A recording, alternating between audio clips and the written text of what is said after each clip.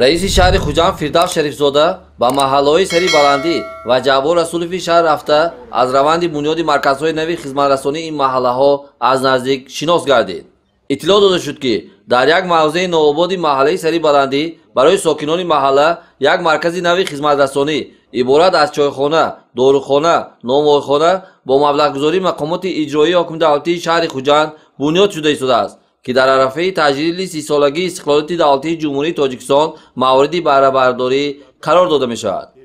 رئیس شهر خوجان فردوس شریفزاده و مسئولین ساحه جهت انجام بازصفت کارهای ساختمانی و آباد و خرمنمایی اطراف آن دستور و سپارش‌ها داد.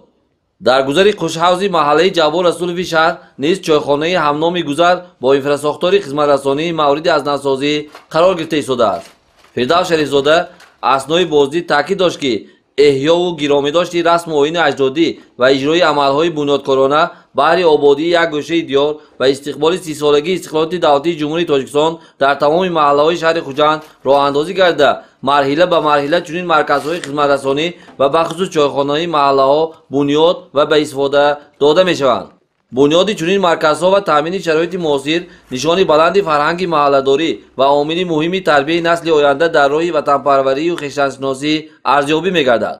جایز به ذکر است که از جانب مقامات اجرایی حاکم دولتی شهر خوجان به استقبال سزاوار 30 سالگی استقلالیت دولتی جمهوری تاجیکستان در برابر انشاءات معارفی و تندرستی صنعتی همچنین تا آخر سال جاری به استفاده دادن 20 عدد میدانچه‌های نوی ورزشی در محله‌های شهر خوجان به نقشه گرفته شده است که با مقصد ترغیب طرز حیات سالم عملی کرده می شود.